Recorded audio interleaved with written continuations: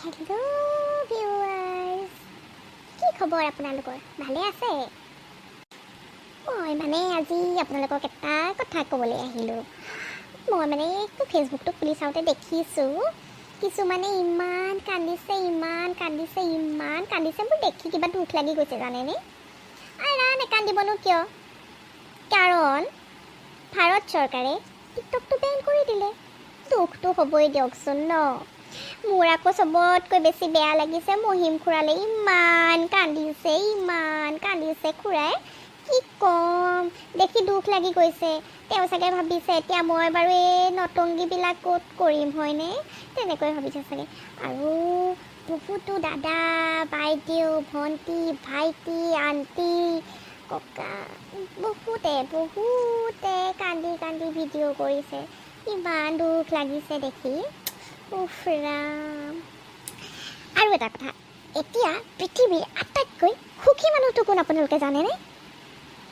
টিকটকটো Ben কৰি দিয়াৰ কাৰণে সেইজন হৈছে কেৰী মিনতি। য়েছ। কালিৰ পৰা চাগে পাৰ্টি কৰিয়েই তত পোৱা নাই। পাৰ্টিকে কৰি আছে এনাউন্সমেণ্ট দিয়াৰ পিছৰ পৰা চাগে। এতিয়া বাৰু কি কৰিব ষ্টাৰবিলাকে? ইউটিউবতে চাগে ভিডিঅ' আপলোড কৰিব আৰু নে পুৰণা ভিডিঅ'বিলাককে শ্বেয়াৰ কৰি থাকিব। কি কৰিব নাজানো আৰু। কিন্তু মই কৈছোঁ দেই, সঁচাকৈয়ে দুখ লাগিছে দেই, ইমান কান্দিছে চবে সেইটো কাৰণে।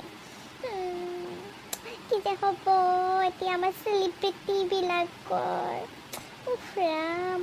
এতিয়া তেওঁলোকক বাৰু কি আখ্যা দিয়া হ'ব?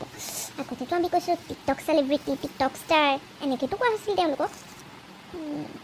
এতিয়া চাগে তেওঁলোকক মই ভাবিছোঁ দেই এনেই, এতিয়া চাগে তেওঁলোকক ex TikToker, ex TikTok star, ex TikTok celebrity এনেকুৱা ধৰণে নামাকৰণ কৰিব চাগে ন। বাৰু যি কি নহওক, আহিছোঁ বাৰু দিয়ক। মোৰো দুখ লাগিছে তাহাঁতি কান্দি থকা দেখি। বেছিকৈ কথা কৈ নাথাকোঁ আৰু। Okay bye.